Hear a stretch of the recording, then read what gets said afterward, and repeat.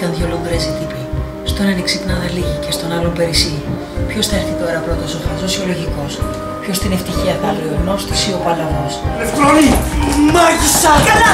Εστέμιστε τη φήμη σας, Πού είναι η εξυπνάδα σας? Εμένα? Δεν με σκέφτεστε εμένα. Τη συμφωνία μας. Άσε μας και εσύ, κοκότα. Θα σε κατηγορήσει γραμμάω, κακομοίρη. Και ξέρεις τι θα πάθεις τώρα με τον νέο νόμο. Ένα ενέχειρο που να διαγράφεται και όλα είναι δικά σας. Τα πάντα, μυρός του Πυθαγόρα, το κουτί της Πανδώρας, τα μάγια της Μύδιας, όλα της δικής μας τέχνης, των Εσπερίδων τα χρυσόμυλα, του κάδου, μύθος, του Δία, η χρυσή βροχή και χιλιάδες μύθια ακόμα, όλα ήταν απόκριφες παραγωγές του μεταξύ. Έτσι σας θέλω. Μονιασμένους και συντονισμένους. Βρε πως αλλιώς θα μαζέψουμε το χρήμα για να φύγουμε. Μια χαρά δεν τα πάμε. Η απληστία είναι μέσα μας, παιδιά. Μάταιες οι ανθρώπινες επιθυμίες. Γιατί λίγοι άνθρωποι μπορούν να ξεχωρίσουν το σωστό. Και γιατί λίγοι δεν είναι επιρρεπείς στο λάθος. Σπάνια η λογική καθοδηγεί τις επιθυμίες και τους φόβους μας. Πάντα ζητάμε πράγματα που σίγουρα θα μας καταστρέψουν αργότερα. Έκανες λάθος που το δαιμόνισες. Άμα σκεφτείς πόσο ανάγκη τον έχουμε.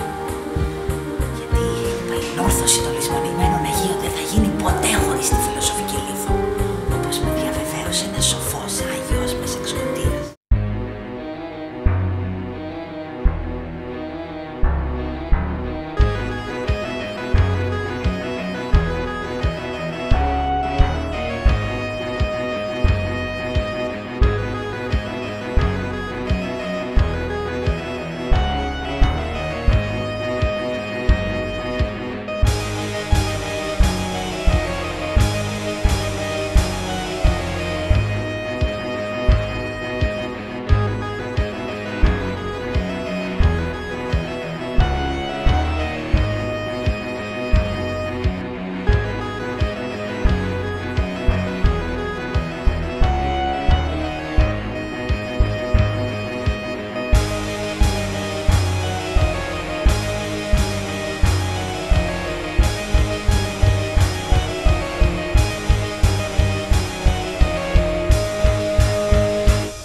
Το έργο είναι τρελή κομμωδία.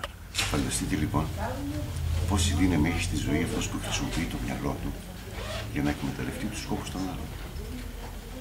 Αυτός είναι ο ρυθμιστής.